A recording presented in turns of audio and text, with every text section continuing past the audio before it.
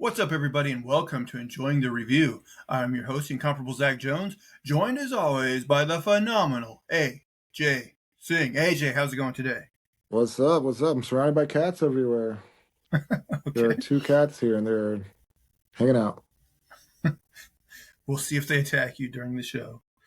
Today, we're going to be reviewing episode 6 of The Penguin, entitled Gold Summit. Um, Before we get into spoilers, AJ, any thoughts on this episode? I will say I like this episode quite a bit. It keeps ratcheting up the tension. My favorite so Um, far. oh, is it? I Yeah. It's definitely up there. I mean, even though I like last episode, as we were going through it, like I definitely had some like, oh, this there was some writing here that they skipped a few things or it seemed Yeah. illogical. This script to this episode seemed tighter to me. I don't think there's as many holes as I can punch in it. Maybe Yeah, I would say one, so. maybe Mhm. one. We'll get there, but There's one or two that I do think could be, I thought maybe a little like I wouldn't have seen things go that way. I would say, yeah. but yeah, I thought this was continues to be a very strong show. I'm happy we're getting a DC show, even though it's not, part of the James Gunn universe. Like, I'm just glad we're getting something of a really high quality on the DC side.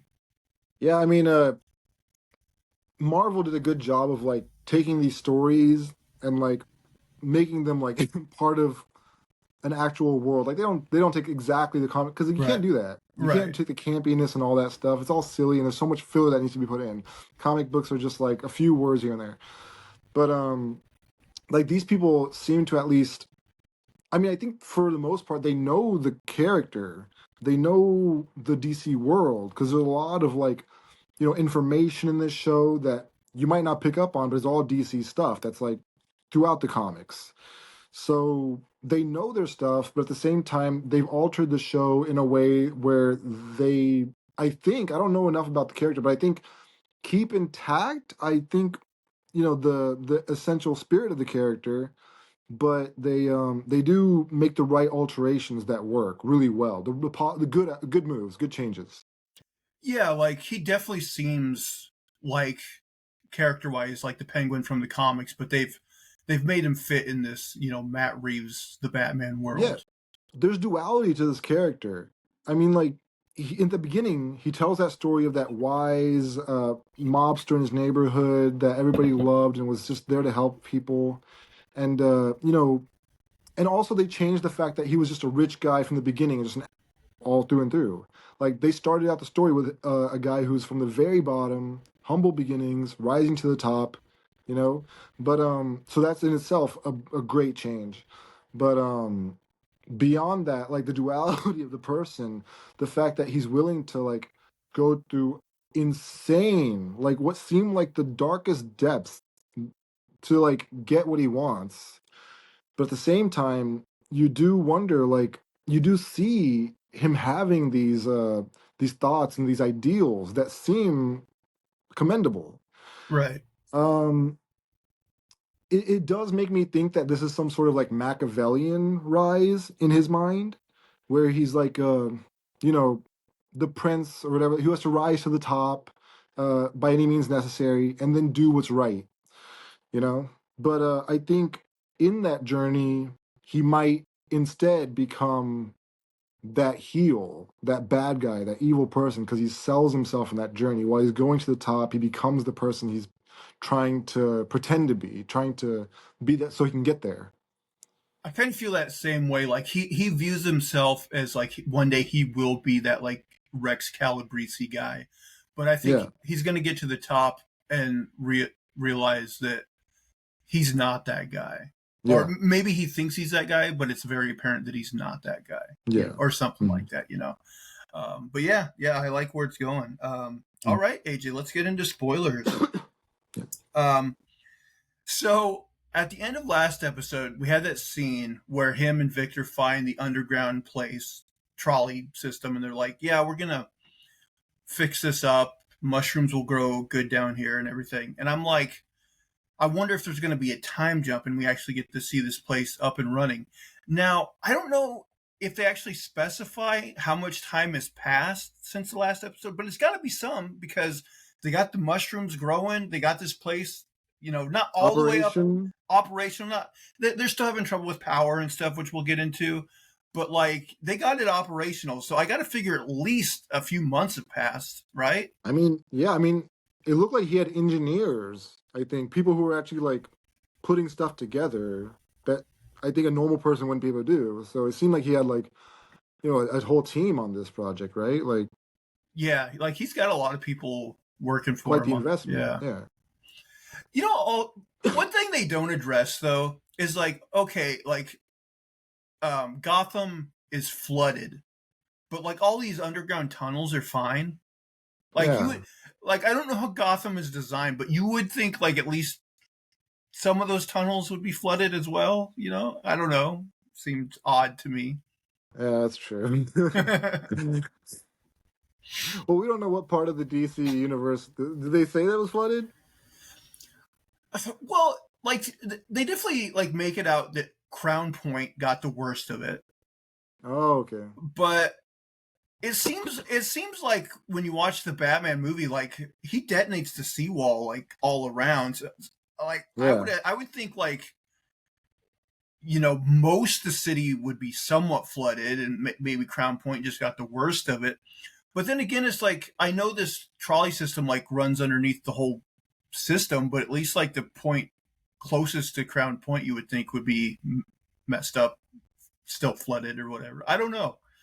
Exactly. This is something I noticed. Like the whole gimmick of why there's so much crime right now is because the city's flooded, but these underground tunnels are fine. I just thought a little bit weird, but okay. Yeah.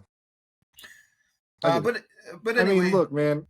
In that one Batman, the Nolan one, they had 60,000 cops spend 6 months in the sewers and come out like they had just gotten in there. Like they looked fresh, clean shaven, like ready to go. that's true. Yeah, like I don't like hate The Dark Knight Rises, but there's a lot of those type of nitpicks that just add up to like being a disappointment. Somebody actually did a breakdown and they showed how the whole movie was but propaganda. Like basically Batman is just like the cops, they're the best. Pro cop propaganda.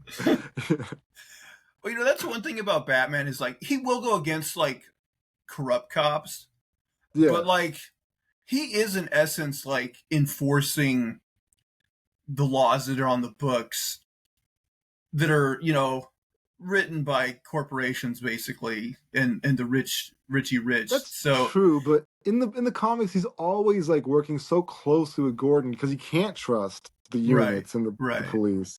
Yeah. Over here, it's like this whole 60,000 team. Like the cops are on it. We gotta trust the heroes who are actually the real heroes. It's like, oh, come on, man. Seriously, you're supposed to be like skeptical of all this stuff. You're supposed to be like, nobody's good and this. I'm watching everybody. Like I don't know. Yeah, and in both Batman Begins and The Dark Knight, like they had corrupt cops. So like I guess you probably have a point there. That Victor becomes a courier who rides a motorcycle through the underground. Oswald tells Victor that a lot of the gangs have bad blood with each other, so it's better that they not know that they're all doing business with him.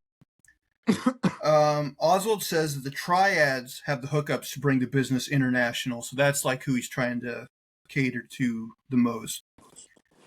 So Oswald is having problem getting enough electrical power to run the place because the power company is giving all the basically siphoning all the available power to like the rich neighborhoods.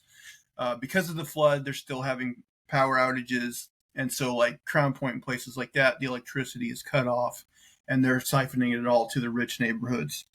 Mm-hmm. So Victor tells Oswald that when he made his last drop, that either one of Maroni or Sophia's men tried to follow him, but he says he's sure that they did not see him go underground. Oswald tells Victor that he has the people's love because he pays them, and like that means everything, and that one day they will tell stories about them. So he's really hyping up Victor in these episodes, like, making him, think he's doing a real great thing.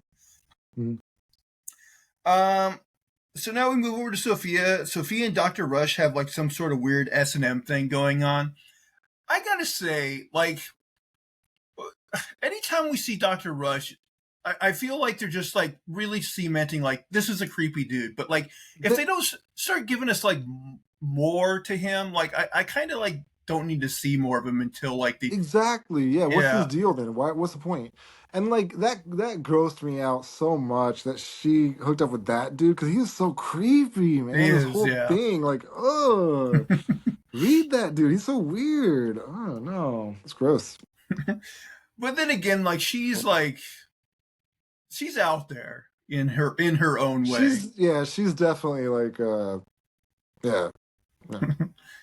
But yeah, I'm like I'm kind of like I get it, all right. He's creepy, like, but you gotta like do something more with him, I think.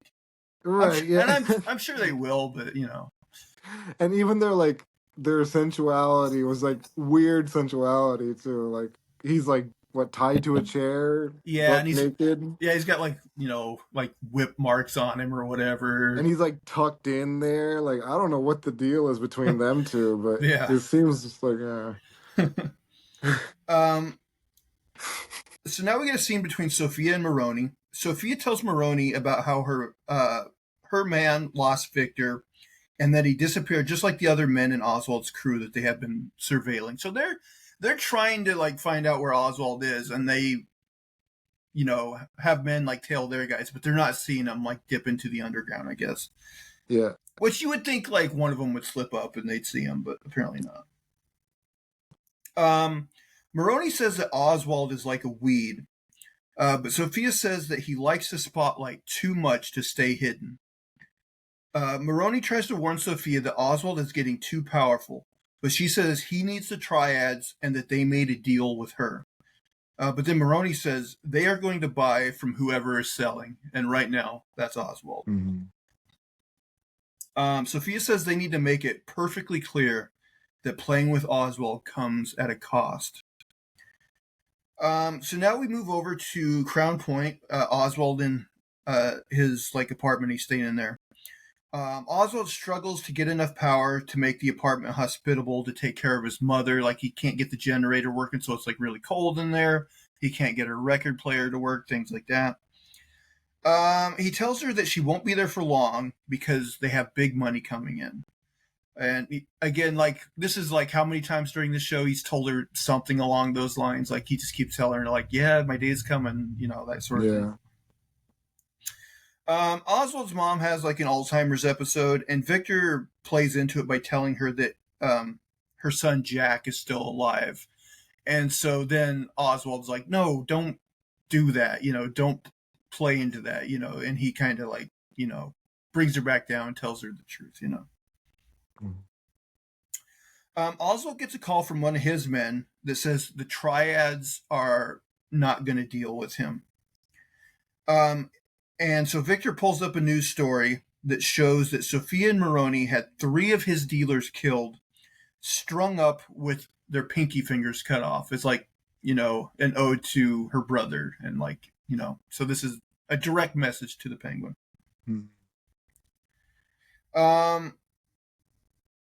So Oswald says now he couldn't give Bliss away if he tried.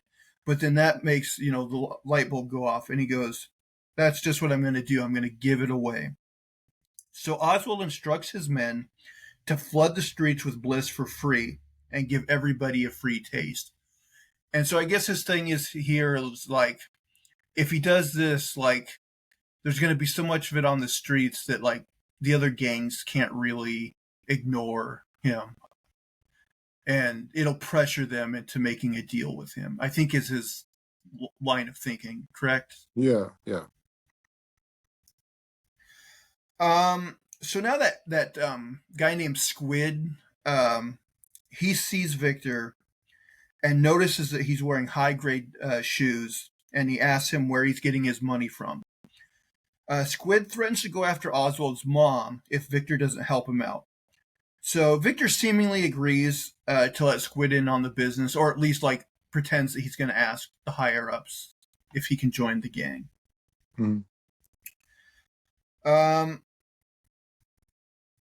Okay, so this scene here, I have a bit of a problem with. So Maroney and Sophia break into Oswald's apartment, but my thing is, Maroney is a wanted fugitive. And he's like a huge name fugitive. His picture's got to be plastered all over the TV, all over the newspapers. I wouldn't be surprised if there's a reward for tips on where he is, that sort of thing. And he's like walking around in broad daylight going to Oswald's apartment. Like, at the very least, they should have waited until nighttime. Like, really, he shouldn't be out at all. But if he is, like, I don't know. It just seemed like a very dangerous game he's playing.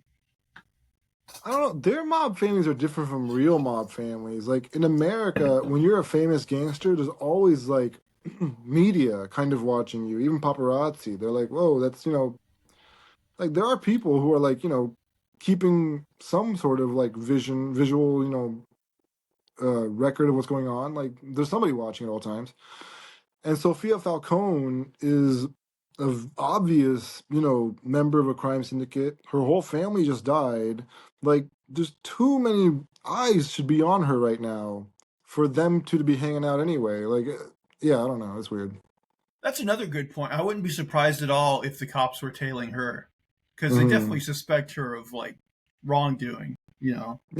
So yeah, that's another thing of them like, I don't think this is a smart move on his part. But yeah, they break into Oswald's apartment. Maroney says that they need to find somebody Oswald cares about, and Sophia says he doesn't care about anybody. Maroney finds a picture of Oswald's brothers, and Sophia tells him that they died young, but she also believes that his mother is dead. And I couldn't remember, did they set that up in an earlier episode? Like, did he tell her? Yeah, Oswald had a conversation with her where he talked about his mother, but he talked about her in the past tense, like she was dead. Okay. Yeah, because when she said that, I was like, oh, he must have like made her believe that at one point. Yeah. Sophia gives. It's so weird to me that everybody knows he's a narcissistic liar. I can't say that word now because I'm stoned. But like they all know he's that, but still they believe the things he tells them. Like we'll talk about it later when somebody else like literally says that he's a narcissistic liar and then continues to make decisions based on information that he has given them. But people keep doing that. It's strange to me, considering that they know his reputation as such a thing. It's not hidden to anybody. It's clear that he's done some things and betrayals. Nobody's learning anything, and nobody's making any kind of connection here as to what this person might do to them. I mean, I think that's kind of his gift. He's got the silver tongue. I mean, he's going to have a big meeting at the end of this episode, and people are going to call him out for exactly that, and he's going to be like, hey, you're not wrong, but I'm going to make a very good point here, and he just has this way of like getting people on his side. I agree. I understand that he has a silver tongue, but gosh, I just think intelligent people who are at the top of their crime families, they're not going to be swayed by a silver tongue. Like, they're going to make the reasonable, logical, cunning decision, and they're going to be like, least risk, highest reward. Like, I don't know. I just don't see it. Sophia gives like Maroney. Oswald, first of all, like even when they had the beers, like me, I'm so skeptical of people. I would have made him drink my beer first, just to see if anything's with beers, just to see like how far does his betrayal go. Okay, he drinks That's the beer. Actually a good call. I still wouldn't drink the beer because he might have taken something before he took the beer to counter the beer. I don't know what the deal is. So there's so many things I would have run through my mind. Never a chance of listening to him and actually thinking about anything he said. That would have been an interesting plot twist, is if he just poisoned all those people at the end. Yeah. So Sophia gives Maroney a golf club and tells him to practice his swing. So he starts busting up Oswald's apartment. But then she finds an underwear belonging to Eve, as well as a Polaroid of her in a dresser drawer. So, like, she puts it together. Hey, there is somebody that Oswald cares about. Mm-hmm. back at Oswald's Crown Point place, he finds his mom freezing in a tub full of water that she couldn't get out of. So he helps her out of that. She tells Oswald that, her dementia or whatever her disease is making her see things that aren't real. She says she can't do numbers anymore, things like that. And she tells him she does not want to live like a vegetable, and that if her mind goes before her body, she wants Oswald to help her die. At first, Oswald says that he can't do it, but she makes him promise her that he will do it. And he agrees to that. I don't know if he'll end up having to do it or not, but I think she's definitely going to die, and that's going to be the switch that makes Oswald even worse. Yeah. I think there's still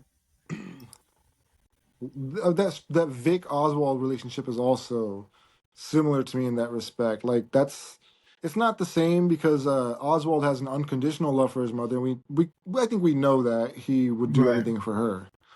With Vic, for me, it's like, will he die? Does Oswald betray him? He's still a person that you think of Vic and his mom as the two people that he has in his corner. I don't know. It's just interesting. Yeah, my feeling is Oswald doesn't want to betray Vic, but if it comes down to it, he totally will. Exactly. Yeah. By any means necessary. Yeah. Oswald has a moment with his mom where he helps her get dressed up all fancy, puts on her makeup and stuff. Victor tells Oswald that everything went smooth with getting Bliss on the streets, but they now may have another problem. So he tells Oswald about Squid. But Oswald's not really listening. He kind of changes the topic and talks about his mom. He says that the doctors are unsure of what his mother has. He says, they thought maybe it was Alzheimer's, maybe it was Parkinson's. Now they're saying it's this other thing. And he says, how am I supposed to protect her from, something like that? Yeah. He asked Victor if what he was talking about before with Squid is a problem. And Victor basically says, no, it's not. So Sophia gets help from that girl Roxy, who we met in a previous episode, to track down Eve. And we think she's basically selling out Eve, but we'll find out here in a minute that Eve actually told her, hey, take her money and send her to me, So Oswald tracks down this guy, Commissioner Haiti, who I guess is the politician that he sent the blackmail note to early on in the series, maybe episode 1 or 2. It was early on. And Oswald threatens him into turning the electrical power back on in Crown Point. And he takes a pair of needle nose pliers to his nose, basically. The leader of the Irish Sullivan gang calls Oswald and yells at him about his men being murdered. And Oswald says he wants to meet him in person. I have a question, because not just this show, but I've seen it in a lot of shows where there'll be an Irish gang with actual Irish accent guys. Is that a real thing in America today? Are there Irish gangs? Look, man, I grew up in Houston, Texas, and there was a very strong gang culture when I was growing up. And the goddamn Irish were just a menace. No, I'm kidding. There was no. It's something. Potatoes? What are you doing? I don't know. It's just something I've seen in so many shows. There's always an Irish gang, and I'm maybe that's true. I don't know. I don't think that's got to be in the UK. I bet they got Irish gangs over there, no doubt. In Ireland, no doubt. But yeah, that's weird to me, man. What is a stereotype? What a weird one to make up. I mean, I'm sure there in America there are white gangs still, but that not necessarily those are and they might be of they might be of Irish heritage, but I don't think there's any friggin' Irish Irish gangs in America. Like the Sixth Street Patties, like they're just out there just Right. Irishing everything up, just like right. I yeah. just it's just something I noticed that I find a little funny. Um, I'm not trying to be offensive towards Irish people, by the way. I think I'm funny. That's all it is.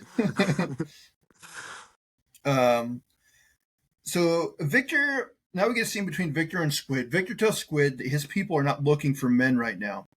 He says that they respect him though, and so he gives him some money and tells him that he can get more money next week. And basically, if things open up, he'll let them know. Squid throws the money back at him and tells him that he knows he's working with Oswald. Squid threatens Victor if he doesn't take him to Oswald. And Victor tries to warn him that Oswald will kill him, but Squid insists on him taking him anyways. So, Victor, he really tried his best to dissuade Squid. Tried to pay him off. He tried to save that dude's life so badly. Like, yeah. He like capitulated so much, like trying to convince him that, look, like I'm giving you everything. Like he was giving him a lot. Right. And like here's the thing though that seemed kind of silly to me. Like I didn't think it was realistic. That guy was getting money. The whole point of anything, unless he was just really concerned with power.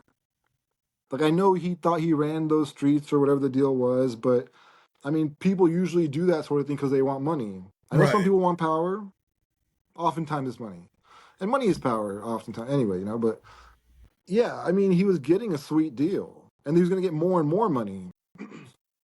Just seemed odd to me that he would say no. And it also seemed odd to me that he would push buttons on an operation like that. First of all, you mentioned someone's criminal enterprise like that, and that you have information and you could be detrimental to that thing. You've already crossed the event horizon. Like if they're willing to die or kill for that thing, which obviously they have, it just made you killed yourself at that point. Like I don't understand why it was weird to me.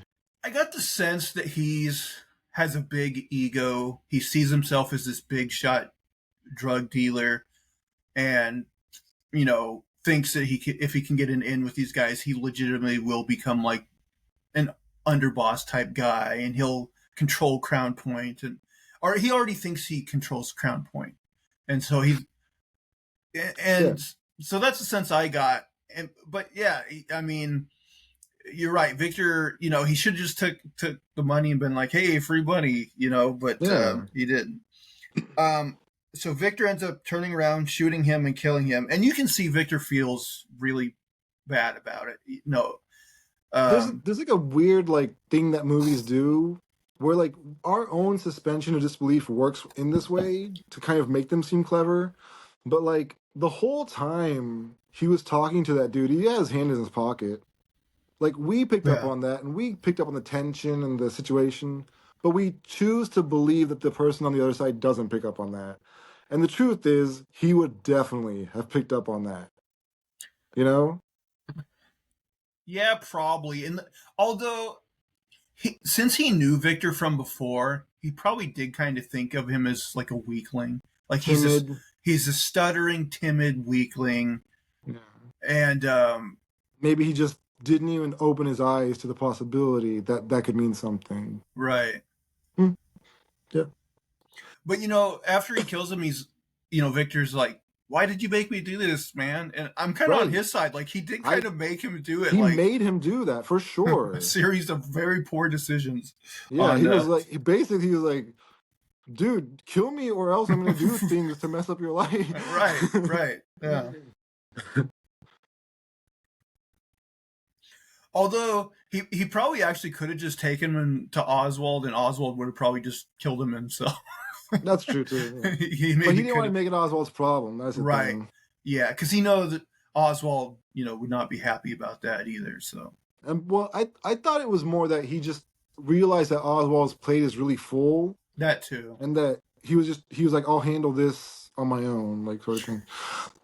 Yeah, I think that conversation they had earlier, like once he saw that Oswald was really like involved with helping his mom, he was like, I don't want to put this on his plate. Like, I'll deal with it. Yeah. So Sophia shows up at Eve's apartment with a gun, and like I said earlier, we find out that Eve was actually expecting her and told Roxy to send her up. Um, I actually liked this whole sequence. I thought it was a kind of a very tense and also like good conversation between these It two. was a well acted scene. Like even like the tenseness that the I forgot what Roxy like or both of them actually like they both had a good tension. She walks through the doorway. She makes this face, and I'm like, it's like a face of somebody who is like nervous and scared, but also trying to put up a strong front. Like it looked good. It looked right. Right. Yeah. Um, Eve says that Oswald did not tell her where he was going. Sophia tells her that she used to lie to men the way she lies to Oswald. She tells Eve that she is good at telling people what they want to hear. She tells her that she has a drawer at Oswald's place and that she means something to him. Eve says that he will not come for her if that's Sophia's plan. Eve says that her relationship with Oswald is not black and white and is more than one thing. She says she is aware of who he is, a liar, a narcissist, and a killer. I think you referenced that earlier. Eve says that the strangled women meant nothing to Sophia, but everything to her. And so this, Sophia realizes, oh, Oswald never told her the truth, that she was not the hangman. So Sophia tells her that Oswald, never told her that she was not the hangman. Sophia tells her about how her father killed those women and her mom, and that Oswald knew and that he covered it up so that her father could keep killing women. Sophia says that Oswald never told her the truth because it's better for him if she doesn't know that he helped cover up her friend's deaths, and also it's better for him if Eve is afraid of Sophia. Eve says that Oswald said he felt bad for Sophia and that she was sick. And Sophia says if that was true, she would have been dead at the door. And Eve says, well, you're still going to kill me, right? Like that's the, how this is going to end, right?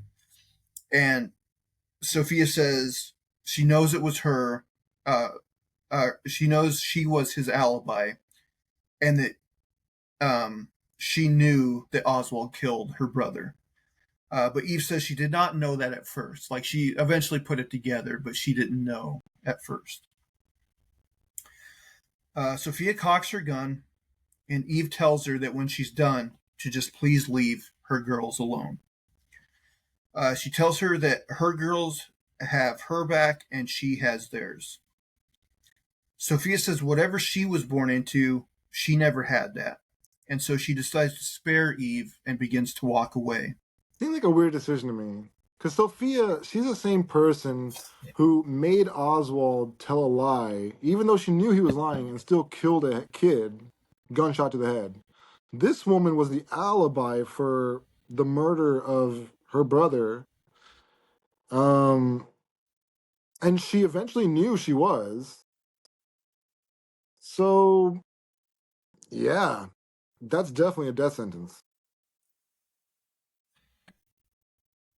Yeah, I mean, maybe part of it is Sophia does like feel bad about the fact that her father did like murder a bunch of this woman's friends. Um, it's hard to say what finally like pushed her to decide of like deciding to spare her life. I don't know. I feel like I need more explanation as to why she would make that decision. Doesn't make sense to me.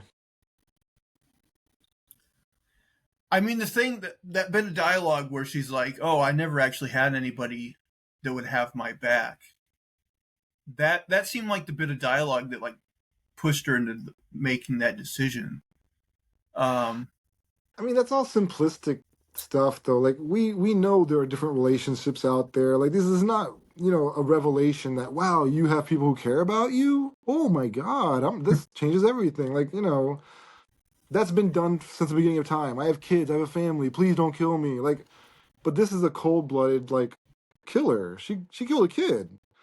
And it seems so strange to me that a person who's withholding information from her, a person who knew about her brother's death and even protected the person who did it. I mean, even if she felt bad about her dad killing her friends, well, she was protecting the guy who was letting it happen. So you're both kind of culpable in that sense. Like, you're not even culpable because your dad is not even somebody you control, but she was actually protecting the person who was, like, letting it happen. So honestly, I feel like she has more onus than anybody because Sophia just found out that that stuff was happening, but I mean, she didn't know somebody was that person was killing them. She didn't know that stuff, but her actions were her actions, right? Like reality is reality. I don't. Maybe it spoke to her like inner girl power, and she's like, "Us women, we do have to stick Oh god, together." that's what I thought it was, and that really just gross. Well, Ugh. there has been. I mean, that is part of Sophia's journey because like, she has been like her family like has kind of treated her as second class because it is like Because very she's a patriarchal, girl, she wants right? to. I Like at one know. point, her father was going to make her his successor before all the stuff went down, and so I think she does kind of, whether you find it cringy or not, I think there is like somewhat of, she does have somewhat of It like makes that sense. It feminist does make it's it standpoint. the story was established. It's all there. I guess just to me, it's like that softness doesn't sit right. I don't know. I don't know. I get it all makes sense. She was labeled a killer of women. Her mom was killed. She wants to protect women like her mom. All this stuff, but I guess the whole like I guess lately it's been kind of cornied up like a little too much. Like Hollywood has tried really hard to go in on this thing, and they just cheese it up so hard every time. And now I'm just like, I like the idea. That's great. Women supporting women is great. But it's been done so corny. I'm just like now I'm just like when I see it in a movie, I'm just like, "Ugh," I'll say at least here, I don't think it's as it's not as corny. ham-fisted. That's true. It's not as Yeah, ham-fisted as it is in other things. So it didn't true, true. it didn't bother me, and there is gray area. Like I honestly don't know if that's the thing that like made her like finally decide that or Right, not. that's true. Yeah. Yeah. As she's about to exit, Eve tells her that Oswald is in Crown Point by the zoo. And honestly, I still thought there was a chance here that, like, after she got that information, she might still shoot her. Like, Yeah. and that was a good, like, tense, moment of the scene. I think. Yeah, I wish she had shot her, that's all. That's the only thing. I was okay with it, honestly. Uh, Now I wouldn't be surprised. Like, so one more thing is Sophia. Eve says Sophia deserves her shot, but tells her not to tell her where she got the information, and Sophia agrees.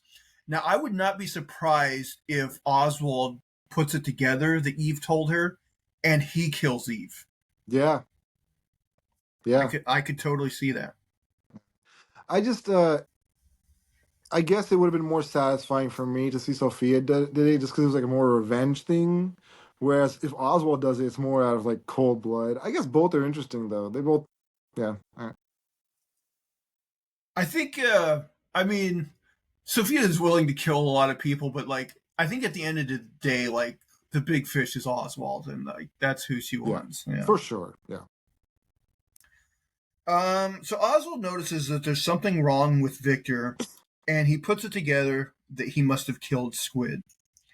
He tells him that he did the right thing, and then Oswald hugs him and tells him that it gets easier. So basically, yeah, once you kill a few people, it'll get easier. Yeah. And Um, that might be his journey, like going to the top. That's what makes him, yeah. evil. It all gets easier. So Oswald meets with all the gangs who are mad at him. He opens up a freezer in the back of his truck, and he tosses all of them a beer. He welcomes everybody to the Gold Summit. Um, he tells them that the rich and powerful don't care about them, and worse than that, don't even know their name. He says if they let them, Sophia and Maroney will take them over because they don't care about them.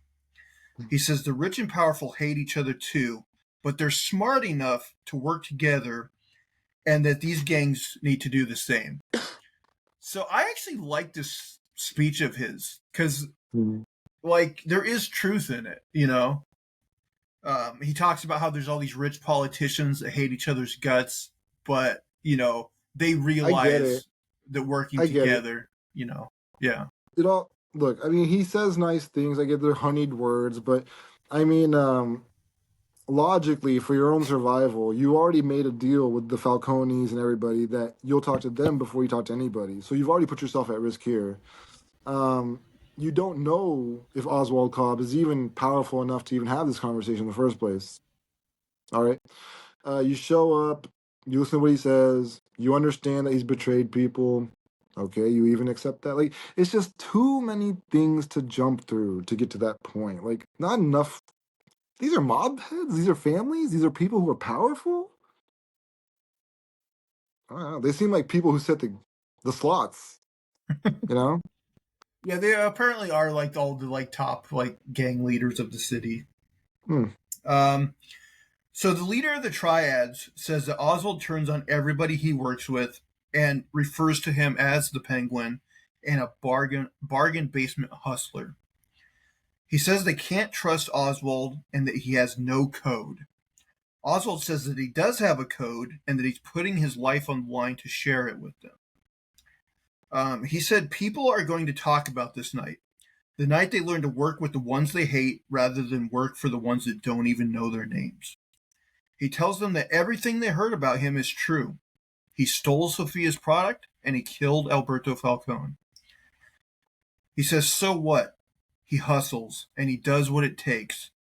He said, at the end of the day, he's a poor kid from the east side who has something to prove. And so all of the gangs kind of open the tab on their beer cans, indicating that they are on board with his plan.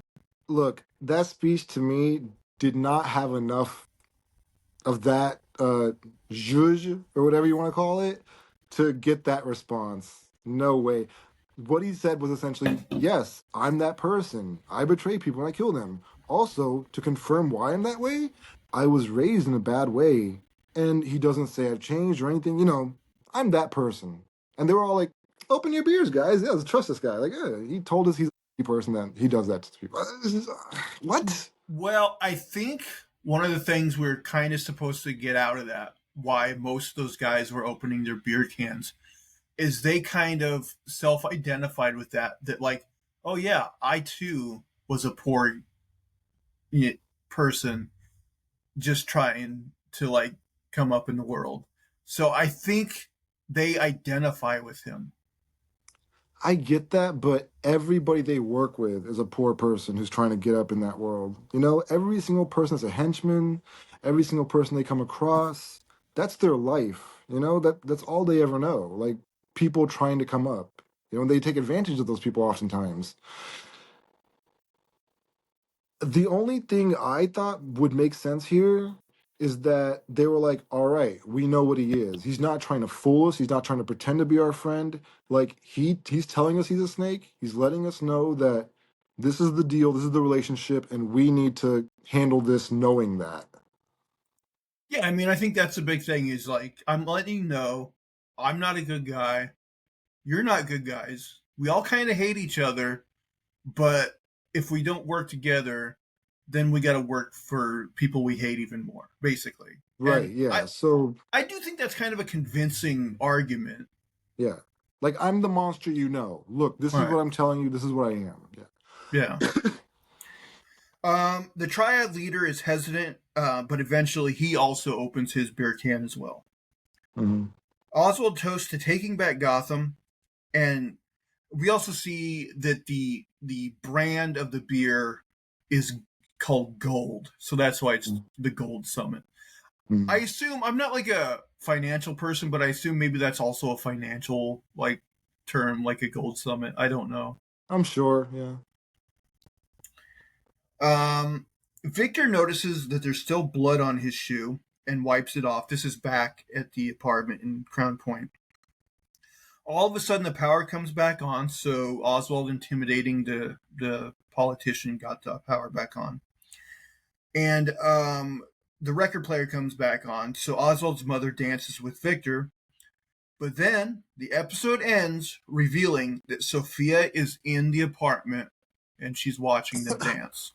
Hey, did it ever come across to you that Oswald's mom was about to think that Victor was Oswald's dad, and that poor timid Victor was going to have to go along with it because he doesn't want to break her heart, and that they were going to bone? I did not. I did not think that, but that is a that is an alternate take that they could have gone with. If he went along with that, he deserves like a higher position in the gang. That's all I'm saying. Because earlier in the episode, she did think, I was like, oh, is this what happened? Bro's Oswald's new dad. He went from his worker to... It'd be funny, they start to do it, and then Sophia's just like, this is too weird for me. Like, I'm out. Like, that's the worst revenge anyway. Oswald's mom getting... That's true. She's like, you know what? For revenge, I'm just going to tape this and, like, send it to Oswald. But yeah, this leads into, like, the next episode. Like, what is Sophia going to do? Like, is she going to kill one of them? Is she going to, like, take them hostage and, like, let Oswald know? It's definitely, like, it's coming to a head. So, I don't know. Any predictions on your part? Victor's dead, man. Victor and his mom. His mom already talked about how she's ready to go, so there's gonna be no problem there. She's gonna die for sure. The mom's definitely gonna die. Yeah. It might be a situation where Victor or the mom has to die, but the mom's gonna be like, "I want to die," and then Penguin's like, "Well, okay, then I say Victor, right?" But I don't know. Who knows? Oh, that would be interesting. Like maybe like Sophia almost like tortures him by making him choose. Mm-hmm. And honestly, like, who would he choose? Like, even though his mom is kind of at death's door, like, he has so much affection for her. Like, would he sacrifice Victor to save his mom? I think he'd want to for sure, but I think she would be the one who's like, "I'm ready to go."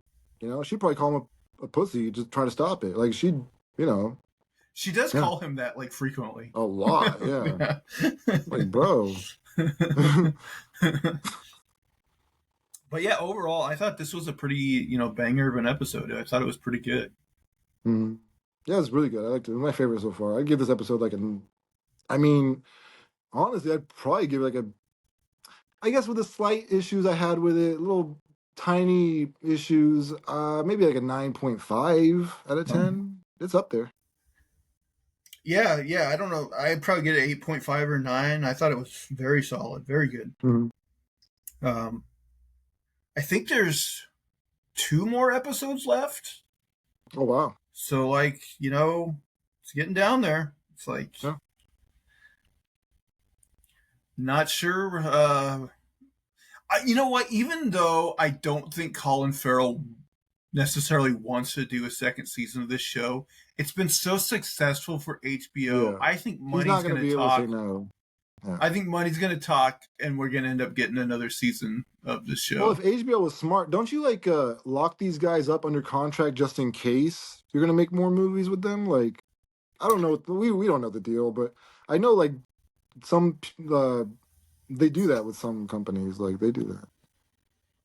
I know that Marvel specifically has done contracts with people where it's like, we're paying you for, like, we have the option of having you work on this many projects, this many appearances. But that might mean, like, one of those projects is a full movie based around that character, but then another one might just be him, character showing up in an episode of a TV show or making a cameo in a movie. So it's like we have the option of making you make this many appearances in the MCU, that kind of contract. I don't know if everyone has one like that, but I know Marvel does that. I remember there was a movie called Theodore Rex, Terrible movie. And Whoopi Goldberg was under contract though, so she had to do like a fourth movie, I guess, for this company. So they're like, that's the movie. We need this movie. You're gonna do it. And she was like, she really didn't want to do this movie, but she had to, and she gave the old college try, I guess. But yeah, yeah. I've never seen that movie, but I did listen to the How Did This Get Made episode on it. Yeah, it's got to be terrible. Oh yeah, it's bad. I've seen a couple of different breakdowns of it. It's bad. that is like bad. Like if you're an actor, like it's one thing to sign on for like the Marvel thing where you like what you're playing, like like I'm going to be the Winter Soldier for X amount of times or whatever, but it's a totally different thing to be like, okay, yeah, I'm signing up with this studio and I'm going to commit to 4 projects and I have no idea necessarily what they are. And if I imagine those are like lucrative deals and they're guaranteed for the most part, I imagine. So like, yeah.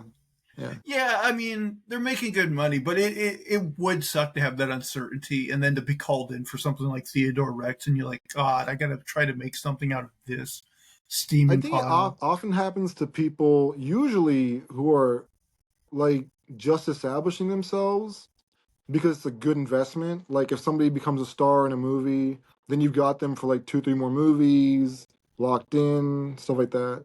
I'm not sure though. I imagine that might be the strategy to go with. Yeah, I think Marvel especially, like if they hire somebody who's not already a star, like they do that because then they're like, oh, we can lock in this person for a lot of appearances for relatively cheap. And if they become this big star in the interim, we still got them at this price or whatever, Yeah. It's smart.